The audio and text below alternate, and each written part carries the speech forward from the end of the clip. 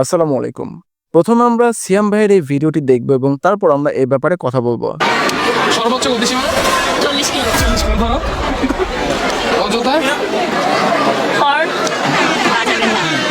Helmet পরে গাড়ি চালাবেন। কোন হেলমেট সেটা আমরা জানি না। तू समझा नहीं तू समझा नहीं যাই হোক, এরপরে আমরা মেইন কাজ, বিড়াল উড়াধুরা মারা যাবে না। মানে কি? বিড়াল একটা প্রাণী, হ্যাঁ। তাকে আমরা কেন মারি? মারা তো হারাম। একটি দুর্ঘটনা সারা জীবনের কান্না। কোনো দুর্ঘটনা ঘটানো যাবে না। এরপরে দেখি, বিছানার চাদর পরিবর্তন করবেন সবসময়, সবসময় এটা মনে রাখতে হবে। ওর চেহারা কেন? নতুন গাড়ি যেহেতু আস্তে চালাতে হবে। তো চলুন এবার এই ব্যাপারে কথা বলা যাক। এখন প্রথম কথা হচ্ছে, সিয়াম ভাই তার বন্ধুর বিয়েতে গিয়ে যে কাজটি করেছে, আমি বলবো নিঃসন্দেহে এটি একটি নিকৃষ্টতম কাজ। কারণ কি জানেন, তার বন্ধু যদিও এই কাজগুলোতে এখন হয়তো বা উপরে উপরে দেখাচ্ছে যে সে ব্যাপারটিকে নিয়ে এনজয় করছে, কিন্তু 2 দিন পরে যখন এই ভিডিওটি তিনি আবার দেখবেন তখন তিনি আসলে বুঝতে পারবেন যে আসলেই তার বন্ধুর এই কাজটা করা ঠিক হয়েছে কিনা। এবং আমরা যদি এই বিয়ের যে কনে অর্থাৎ সিয়াম ভাইয়ের যে বন্ধুর স্ত্রী তার দিকে তাকাই, তো আপনার কি মনে হয় এই ব্যাপারটি তিনি কি আসলে এনজয় করছে? অবশ্যই না। তিনি অবশ্যই ভিতরে ভিতরে লজ্জায় ভেঙে পড়ছেন এবং তার মধ্যে কি চলছে এটি শুধুমাত্র তিনিই জানেন। কারণ একজন নারীর মধ্যে অবশ্যই লজ্জাশীলতা থাকে। হ্যাঁ, সিয়াম ভাই আমাদের যে অঘোষিত ভাবিকে নিয়ে এসেছেন তার মধ্যে হয়তো বা লজ্জা জিনিসটা নাই, যে কারণে তিনিও এই ব্যাপারটি খুব ভালোভাবে এনজয় করছে। কিন্তু এই বিয়ের যে কনে, সে কিন্তু এই ব্যাপারটিকে কোনোভাবেই এনজয় করছে না। আর তার চেয়ে বড় কথা হচ্ছে, এই কনের যে ফ্যামিলি, তার বাবা মা ভাই বোন আত্মীয় স্বজন, তারা যখন এই ভিডিওটি দেখবে তখন তাদের মনোভাব কি হবে, তাদের রিয়াকশন কি হবে, আর তারা দেখার পরে তাদের মেয়ে সম্বন্ধে তারা কি বলবে এবং তাদের মেয়ের যে জামাই, সে জামাইকে তারা পরবর্তী সময়ে কতটা রেসপেক্ট করবে।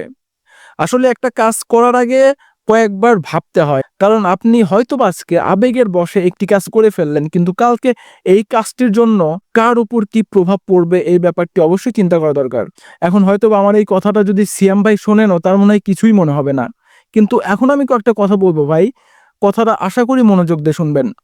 সিয়াম ভাইয়েরও কিন্তু একটা বোন আছে। এখন সিয়াম ভাইয়ের বোনের বিয়েতে যদি আমি গিয়ে তার যে বোনের জামাই তার কাছে ঠিক এই সেম নেম প্লেটগুলো দিই, তাহলে সিয়াম ভাইয়ের রিয়াকশনটা কি হবে? সিয়াম ভাই কি এই বিষয়টি নিয়ে মজা পাবেন? আমার তো মনে হয় না। আর যদি সিয়াম ভাইয়ের মস্তিষ্ক বিকৃত হয়ে থাকে তাহলে হয়তো বা সে এনজয় করলেও করতে পারে। তো সিয়াম ভাইকে আমি বলবো যে একটাবার আপনার বন্ধুর সাইড থেকে বেরিয়ে এসে আপনার যে বন্ধুর স্ত্রী তার সাইটে চলে আসুন এবং একটাবার চিন্তা করেন যে আপনার যে বন্ধুর স্ত্রী সে আপনার বোন। আপনার বোনের সামনে আপনার বোন জামাইয়ের কাছে যদি এইরকম কিছু পোস্টার কেউ দিত অথবা এইরকম কিছু কর্মকাণ্ড কেউ করতো, তাহলে আপনার কেমন লাগতো? আপনার রিয়াকশনটা কেমন হতো? আমি জানি না এই ভিডিওটি সিয়াম ভাই পর্যন্ত পৌঁছাবে কি না, কিন্তু আমি সবাইকে রিকোয়েস্ট করছি যে এই ভিডিওটি বেশি বেশি করে শেয়ার করুন, যাতে সিয়াম ভাই পর্যন্ত এই ভিডিওটি পৌঁছে যায় এবং সিয়াম ভাই যেন বুঝতে পারে যে তিনি কত বড় জঘন্য এবং নিকৃষ্ট একটি কাজ করেছেন। আর সিয়াম ভাই যে আমাদের অঘোষিত ভাবিকে নিয়ে এসেছেন, তিনি আসলে এই ব্যাপারটিকে এতটাই যে মজার ছলে গ্রহণ করছিলেন যে আমার বলার কিছু নেই। আসলে এই ব্যাপার নিয়ে আমি আর কিছু বলতেও চাই না, কারণ বললে অনেক কথাই বলা যায়। আমি শুধুমাত্র এই ব্যাপারটি নিয়ে এই জন্য ভিডিও করছি যে একজন নারীকে এইভাবে কখনোই অসম্মান করা উচিত না। কারণ একজন নারী, সে অবশ্যই কারো মেয়ে, অবশ্যই কারো বোন এবং ভবিষ্যতে সে অবশ্যই কারো মা হবে। আর সোশ্যাল মিডিয়ার এই ভিডিওগুলো কিন্তু যুগের পর যুগ, বছরের পর বছর থেকেই যাবে। তো পরবর্তীতে এই দম্পতি থেকে যখন বাচ্চা কাচ্চা হবে এবং সে বাচ্চার যখন সিয়াম ভাইয়ের এই ভিডিওটি দেখবে, তাদের রিয়াকশন কি হবে, তাদের কেমন মনোভাব তৈরি হবে, একটাবার কি ভেবে দেখেছেন?